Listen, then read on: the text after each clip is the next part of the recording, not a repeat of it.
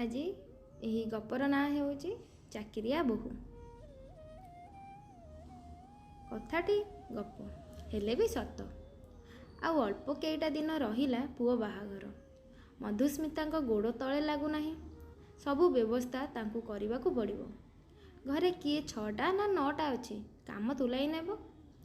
ଗୋଟିଏ ବୋଲି ପୁଅ ପ୍ରମୋଦ। ସେ ପୁଣି ଭୁବନେଶ୍ୱରରେ କୌଣସି ବିଦେଶୀ କମ୍ପାନୀରେ ଇଞ୍ଜିନିୟର ହିସାବରେ ଚାକିରି କରେ। ବୋହୂ ଖୋଜିବାରେ ଏତେ କାଳ ବିତିଗଲା, ନଚେତ୍ କେଉଁ ଦିନୁ ଶୁଭକର୍ମ ସରନ୍ତାଣି। ବାପା ତାର ଭ୍ରମଣ ବାବୁ ଅତି ଅବୁଝା। ଅବସରପ୍ରାପ୍ତ ପୋଲିସ ବିଭାଗ SP ନା। ସେଥିପାଇଁ ସେ ପୁରୁଣା ଆଇନ କାନୁନ ଧରି ବସିଛନ୍ତି। ଝିଅ ଅତି ଉଚ୍ଚଶିକ୍ଷିତା ହୋଇଥିବ, ପୁଅ ସହିତ ଜାତକ ପଡ଼ୁଥିବ, ରୂପ ଗୁଣ ପରିପୂର୍ଣ୍ଣ ହୋଇଥିବ, ଆଉ ଚାକିରି କରୁନଥିବ। ଯେବେ କରିଥାଏ ଯଦି ତେବେ ତାକୁ ବିବାହ ପୂର୍ବରୁ ନିଶ୍ଚୟ ଚାକିରି ଛାଡ଼ିବାକୁ ପଡ଼ିବ। ତେବେ ବହୁତ ଜାଗା ଦେଖାଦେଖୁ କରିବା ପରେ ଭୁବନେଶ୍ୱର ସହରରେ ବାପା ଜଣେ ଇଞ୍ଜିନିୟର ଥିବା ଝିଅଟି ମନୋନୀତ ହେଲା। ସବୁ କଥାରେ ଭ୍ରମର ବାବୁଙ୍କ ମନ ମାନିଲେ କ'ଣ ହେବ? ଗୋଟିଏ କଥାରେ ଟିକେ ଅଡ଼ୁଆ ରହିଲା। ତାହା ହେଉଛି ଝିଅ ଅଧ୍ୟାପିକା ଚାକିରି କରିଛି ରାଜଧାନୀ କଲେଜରେ। ତେବେ ଝିଅର ବାପା ପ୍ରତିଶ୍ରୁତି ଦେଇଛନ୍ତି ବିବାହ ନିର୍ବନ୍ଧ ହେବା ଦିନେ କିମ୍ବା 2 ଦିନ ପୂର୍ବରୁ ଝିଅ ଚାକିରିରୁ ଇସ୍ତଫା ଦେବ। ଭ୍ରମର ବାବୁ ପୂର୍ବରୁ ପୁଅର ମଧ୍ୟ ସହମତି ନେଇଛନ୍ତି ଏହି ସମ୍ପର୍କରେ। ଡେଉଁ ଆସୁ କିଛି ବାଧାବିଘ୍ନ ନାହିଁ। ଏଣିକି ସେଠାରେ ହିଁ ପୁଅ ବାହାଘର ହେବା ନିଶ୍ଚିନ୍ତ। ଭ୍ରମର ବାବୁଙ୍କ ଭୁବନେଶ୍ୱରରେ 3 ମହଲା ବିରାଟ କୋଠାବାଡ଼ି ଥିଲେ ସୁଦ୍ଧା ସେଠାରେ ଅବିବାହିତ ପୁଅ ପ୍ରମୋଦ ଉପର ମହଲାରେ ରହୁଥିଲା। ଆଉ ଘର ସବୁ ଭଡ଼ାରେ ଦିଆଯାଇଥିଲା। ଚାକିରିରୁ ଅବସର ନେବା ପରେ ସେ ଓ ତାଙ୍କ ପତ୍ନୀ ଗାଁରେ ରହୁଥିଲେ। କାରଣ ଗାଁ ମାଟି ଓ ଗାଁ ପରିବେଶ ତାଙ୍କୁ ବହୁତ ତଥା ଭାରି ଭଲ ଲାଗେ।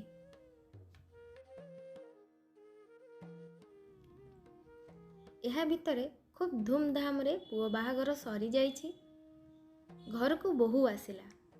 ବୋହୂଟି ଯେପରି ଗୋଟିଏ ଚାଉଳରେ ଗଢ଼ା। ରୂପ ଯେମିତି ଗୁଣ ବି ସେମିତି। ଭ୍ରମର ବାବୁ ଓ ପତ୍ନୀ ମଧୁସ୍ମିତା ଭାରି ଖୁସି। ସଂସାର ତାଙ୍କର ହସି ଉଠୁଛି ଯେମନ୍ତେ। ବିବାହ ପରେ ବୋହୂ ଗାଁରେ ରହିଲା ଶାଶୁ ଶ୍ୱଶୁରଙ୍କ ପାଖରେ। ପୁଅ ଗଲା ଚାକିରିକୁ। ଶନିବାର କିମ୍ବା ରବିବାର ହେଲେ ଘରକୁ ଆସେ। ପ୍ରାୟ ଗୋଟିଏ ମାସ ଏହିପରି ବିତିବା ପରେ ତାର ଖାଇବା ପିଇବାରେ ଅସୁବିଧା ହେଉଥିବ। ଏଣୁ ପୁଅ ପ୍ରମୋଦ ସାଙ୍ଗରେ ବୋହୂ ପ୍ରତିମା ଭୁବନେଶ୍ୱର ଯାଉ। ସେଠାରେ ତ ଆମର ନିଜ ଘର ଅଛି। ସନ୍ଧ୍ୟାବେଳେ ଚା ପିଉଥିବା ସମୟରେ ମଧୁସ୍ମିତା କହିଲେ ଭ୍ରମର ବାବୁଙ୍କୁ। ଆଧୁନିକ ଶିକ୍ଷିତ ବାପା ସ୍ତ୍ରୀଙ୍କ କଥାରେ ସମ୍ମତି ପ୍ରକାଶ କଲେ। କଥା ହେଲେ ଆସନ୍ତା ସୋମବାର ଚନ୍ଦ୍ର ବନ୍ଦାପନା କାମଟା ସରିଯିବ। ତାପରେ ମଙ୍ଗଳବାର ଛାଡ଼ି ବୁଧବାର ଦିନ ପୁଅ ବୋହୂ ଯିବେ ଭୁବନେଶ୍ୱର। ଗାଁରେ ରହିଲେ ବୁଢ଼ାବୁଢ଼ୀ 2 ଜଣ। ମଝିରେ ମଝିରେ ପୁଅ ବୋହୂ ଆସନ୍ତି ବାପା ମାଆଙ୍କ ଖବର ଅନ୍ତର ବୁଝିବାକୁ। ତା ସହିତ ଘରବାଡ଼ି ଓ ଚାଷ ଜମି କଥା ମଧ୍ୟ ବୁଝନ୍ତି। ଏହିପରି ହସ ଖୁସିରେ ବର୍ଷ ପରେ ବର୍ଷ ଗଡ଼ି ଚାଲିଲା। ସବୁଦିନ ଏକାପରି ଯାଏ ନାହିଁ। ସୁଖ ପରେ ଦୁଃଖ ଆସେ। ଏହା ନିୟତିର ଗତି। ଏହାର ପଥରୋଧ କରିବାର ଶକ୍ତି ସାମାନ୍ୟ ମନୁଷ୍ୟର ଆସିବ ବା କାହୁଁ? ଠିକ୍ ପୁଅ ବାହାଘର 2 ବର୍ଷ ପୂରିବା ପରେ ପରେ ମଧୁସ୍ମିତା ସଂସାରରୁ ବିଦାୟ ନେଇ ଚାଲିଗଲେ ଆରପାରିକୁ। ବୃଦ୍ଧ ଭ୍ରମର ବାବୁଙ୍କ ସୁଖ ସ୍ୱପ୍ନ ଭାଙ୍ଗିଗଲା। ସେ ଚାହୁଁଥିଲେ ମଲା ପର୍ଯ୍ୟନ୍ତ ଏଇ ଗାଁରେ ହିଁ ଜୀବନ କାଳ ବିତାଇ ଦେବେ। ଅତି ଦୁଃଖ କଷ୍ଟରେ କୌଣସି ପ୍ରକାରରେ ଜଣେ ଗୃହ ଚାକର ସହାୟତାରେ ସେ ଗାଁ ଘରେ ରହିଲେ ଅନୁତଃ ଗୋଟାଏ ବର୍ଷ। ଆଉ ପାରିଲେ ନାହିଁ। ସ୍ତ୍ରୀଙ୍କ ବିୟୋଗ ପରେ ସବୁ ହରାଇଲା ପରି ତାଙ୍କୁ ଜଣାଯାଉଥିଲା। ଏତିକିବେଳେ ପୁଅ ବୋହୂ ବାଧ୍ୟ କରିବାରୁ ଘର ଓ ଜମିବାଡ଼ିର ଦାୟିତ୍ୱ ଗାଁର କେତେକ ବିଶ୍ୱସ୍ତ ଲୋକଙ୍କ ଉପରେ ନ୍ୟସ୍ତ କରି ସେ ପିଲାମାନଙ୍କ ସହିତ ଚାଲି ଆସିଲେ ସହରକୁ। ପୁଅ ବୋହୂ ଖୁବ୍ ଭଲ ଭାବରେ ତାଙ୍କର ଯତ୍ନ ମଧ୍ୟ ନେଉଥିଲେ। ସେଠାରେ କିଛି ଦିନ ରହିବା ପରେ ଭ୍ରମର ବାବୁ ଦେଖିଲେ ବୋହୂ ପ୍ରତିମା ପ୍ରତିଦିନ ଅତି ପ୍ରତ୍ୟୁଷରୁ ଉଠି ନିଜର ନିତ୍ୟକର୍ମ ସାରିବା ପରେ ରୋଷେଇ କାମ ଶେଷ କରୁଛି।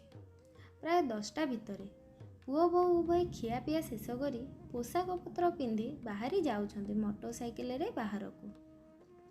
ଘରକୁ ଫେରୁଛନ୍ତି ଅପରାହ୍ନ 5ଟାରେ। ବେଳେବେଳେ ସାଙ୍ଗରେ କିଛି ସଉଦାପତ୍ର ଧରି ଆସୁଛନ୍ତି ମଧ୍ୟ। ବାହାରକୁ ଗଲାବେଳେ ଘରେ ଥିବା ଚାକରାଣୀ ଝିଅକୁ ତାଗିଦ କରି ବୋହୂ ପୁଅ କହନ୍ତି, ରୋଷେଇ ଘରେ ରନ୍ଧା ଖାଦ୍ୟ ଯଥାସ୍ଥାନରେ ଅଛି, ତାହା ଆଣି ବାପାଙ୍କୁ ଠିକ୍ ସମୟରେ ଖାଇବାକୁ ଦେବୁ ଇତ୍ୟାଦି। କେବଳ ଛୁଟି ଦିନ ଗୁଡ଼ିକ ଛାଡ଼ିଦେଲେ ଆଉ ସବୁଦିନେ ଏହିପରି ପ୍ରାୟ ଏକା କଥା। ଏସବୁ ଦେଖୁ ଦେଖୁ ଦିନେ ପୁଅକୁ ପାଖକୁ ଡାକି ଭ୍ରମର ବାବୁ ପଚାରିଲେ, ଆରେ ବାପୁ, ତୁ ତ ସବୁଦିନ ଅଫିସକୁ ଯାଉଛୁ, ବୋହୂ ତୋ ସାଙ୍ଗରେ କୁଆଡ଼େ ଯାଉଛି, ପୁଣି ବାହାରେ ଏତେ ସମୟ ରହୁଛି କେଉଁଠି? ହଠାତ୍ ବାପାଙ୍କ ଠାରୁ ଏଭଳି ପ୍ରଶ୍ନ ଶୁଣିବ ବୋଲି ପ୍ରମୋଦ ଆଶା କରିନଥିଲା। ସେ ଥତମମ ହୋଇ ଡରି ଡରି କହିବାକୁ ବାଧ୍ୟ ହେଲା, ବାପା, ତମ ବୋହୂ ପରା ଚାକିରି କରିଛି। ବିବାହ ବେଳେ ଆପଣଙ୍କର କଥା ଅନୁସାରେ ସେମାନେ ଚାକିରିରୁ ଇସ୍ତଫା ଦେବାକୁ ଯାଉଥିଲେ, କିନ୍ତୁ ତାଙ୍କ ଘରକୁ ଯାଇ ମୁଁ ସେମାନଙ୍କୁ ଚାକିରି ନ ଛାଡ଼ିବାକୁ ପରାମର୍ଶ ଦେଇଥିଲି ଏବଂ କହିଲି ମୋ ବାପାଙ୍କୁ ସନ୍ତୁଷ୍ଟ କରିବା ପାଇଁ ଗୋଟିଏ ମିଥ୍ୟା ରିଭିଲ୍ ଅର୍ଡ଼ର ଦେଖାଇ ଦେବ। ଆହୁରି ମଧ୍ୟ ଗୋଟାଏ ମାସ ଛୁଟି ଆଣିବାକୁ କହିଥିଲି। ଏତିକି ବେଳେ ରୋଷେଇ ଘରୁ ପ୍ରତିମା ବାହାରି ଆସି ପ୍ରମୋଦ ପଛରେ ମୁହଁ ଲୁଚାଇ ଥରିଲା ଗଳାରେ କହିଲା, ବାପା, ତୁମ ପୁଅ ପରା ମୋ ବାପାଙ୍କୁ ଯାଇ କହିଲେ ଏହିସବୁ କଥା। ଶେଷରେ ସେ କେବଳ ଏତିକି କହିଲେ, ହଉ, ଭଲ ହେଲା। କିଛି ଦିନ ପରେ ଏକୁଟିଆ ବସି ବସି ଭ୍ରମର ବାବୁଙ୍କୁ ଭଲ ଲାଗିଲା ନାହିଁ।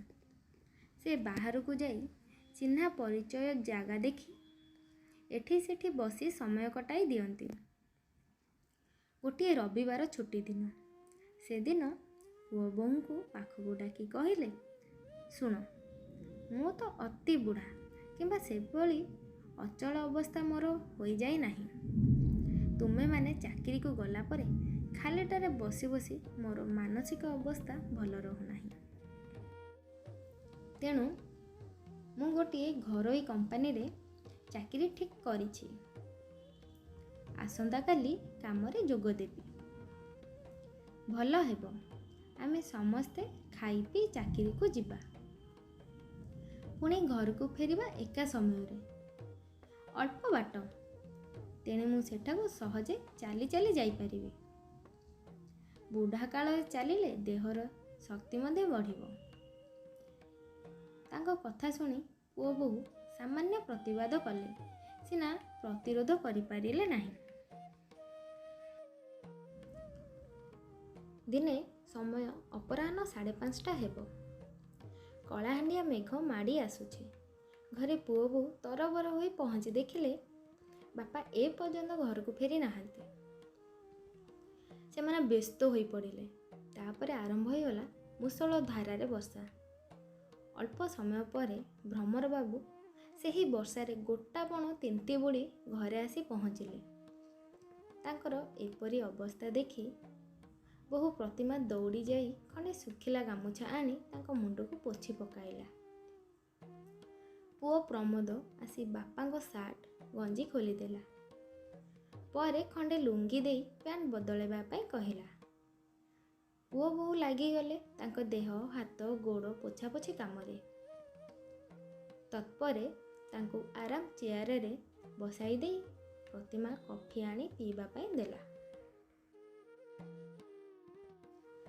ଭ୍ରମର ବାବୁ ସାମାନ୍ୟ ସୁସ୍ଥ ଅନୁଭବ କରିବା ପରେ ପୁଅ ବୋହୂ ଉଭୟ କଥା ଆରମ୍ଭ କଲେ।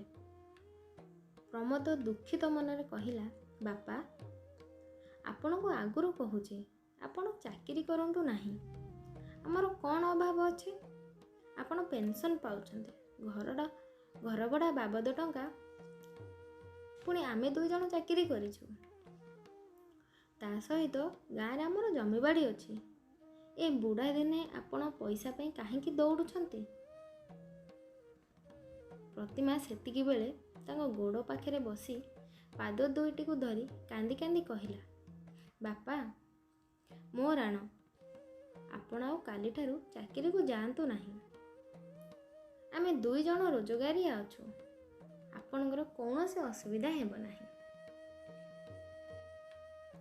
ପୁଅ ବୋହୂଙ୍କର ସମସ୍ତ କଥା ଶୁଣି ସାରି ଭ୍ରମର ବାବୁ କହି ଚାଲିଲେ, ଆଲୋ ମା, ଯେଉଁ ଘରେ ଏତେ ଅଭାବ ଅନଟନ ରହିଛି, ଯାହାକି ସେ ଘରର କୁଳବଧୂ ଆଜି ସହରରେ ଜନାଜୀର୍ଣ୍ଣ ରାଜରାସ୍ତାରେ ଯାଇ ଚାକିରି ନ କଲେ, ଅର୍ଥାତ୍ ପଇସା ରୋଜଗାର କରି ନ ଆଣିଲେ ତାହାର ସମାଧାନ ହୋଇପାରୁନାହିଁ, ସେହିଭଳି କ୍ଷେତ୍ରରେ ସେହି ଘରର ମୁରବୀ ମୁଁ ଜଣେ ବୟୋଜ୍ୟେଷ୍ଠ ବ୍ୟକ୍ତି ନୀରବରେ ବସି ରହି ଏହା ଦେଖିବି କିପରି?